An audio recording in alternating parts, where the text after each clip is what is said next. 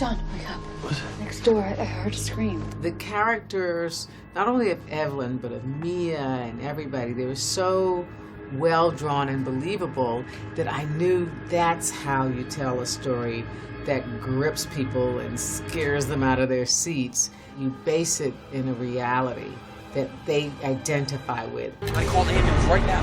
Go! I like your dog. This is the last of them. How did that get in there? Just the fact that it was also a period piece, it was also, yeah, very much a character-driven piece, you know, and about, as an actor, trying to carry a movie and makes people want to stick with you through it. Yeah. I think it's one of the biggest fears is delivering, you know, and I think as actors you want to make sure that you're being as true as possible you can to the story and in the end making sure that we get it right. That's the biggest fear. The story takes place in 1970. You know, the script was inspired by Rosemary's Baby, which came out in 1968.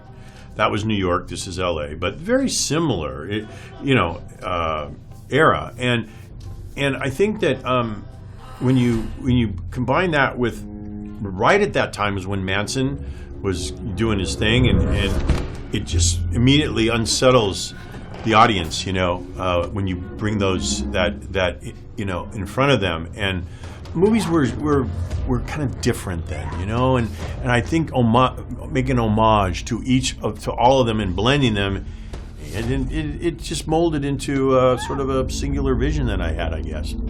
I don't particularly think what you're experiencing is the ghost of that girl. It's a genre that I had never done before, but it was because no one ever asked me. I did one that was a psychological thriller with a paranormal experience. It was called The Forgotten, but I hadn't done like a full-on paranormal story. What do they want? A soul. And then I heard it was the people from The Conjuring, and it was like, oh, that's a pedigree. So I really wanted it to work. I think John Leonetti is a really wonderful cinematographer, and you really need that in terms of setting a mood and unfolding a story like that.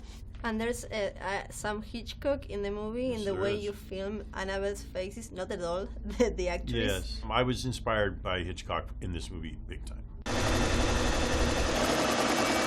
It really opened up my filmmaker's mind, and I actually, the style with which I designed the movie was inspired by Alfred Hitchcock in terms of learning the story, understanding the characters, especially Mia, getting into her head, getting into her fears, thinking about the things in the movie that you have to set up to pay off later, okay? And then I started with scene 1, and I went to scene 112 in 2 weeks. That's the way he made his movies. His movies were cut and finished before he started.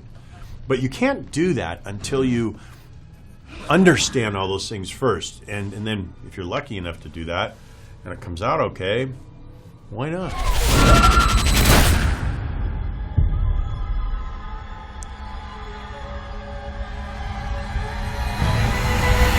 On the movie, did you make some kind of research about the occult, about Manson-like groups and things like that?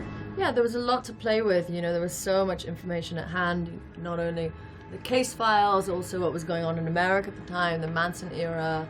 Demons can't just take souls, Mia. Soul needs to be offered to the demon before it can take it. Well, and you had the book The Demonologist and the work of Ed and Lorraine Warren. You had those case files that we read, and the book made it just so much more believable and real in our own minds. When you start hearing the stories and meeting the people, then it becomes much more credible. There are things happening that I can't explain. We should talk to someone. Demons can attach themselves to objects. What do you think is the secret for telling a good, believable horror story? Well, it's all about making it as real as possible. The more real it is, the more believable it is, the scarier it is. What do I do? Protect your family. And is it true that strange things happen during production?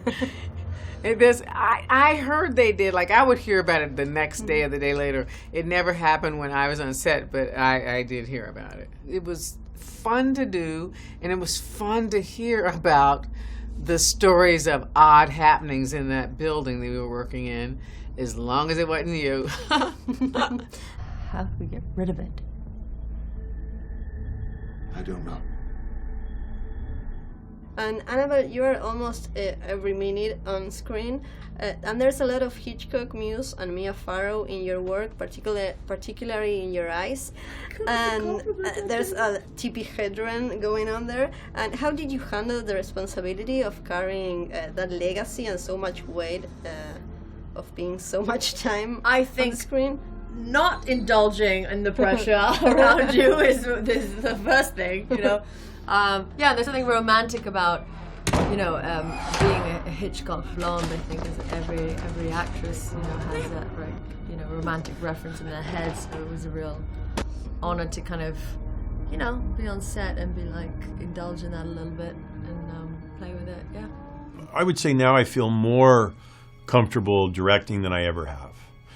Because now I can take from all the experiences I've had, and being a cinematographer helps so much. You know why? Just because I can visualize after when I read the script and I understand the characters, just like I was just saying, it allowed me to visualize the whole movie before we started. And that was so useful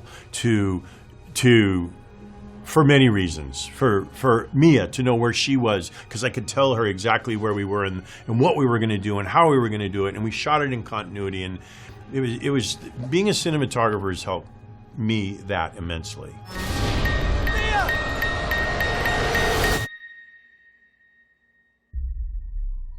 Who are you?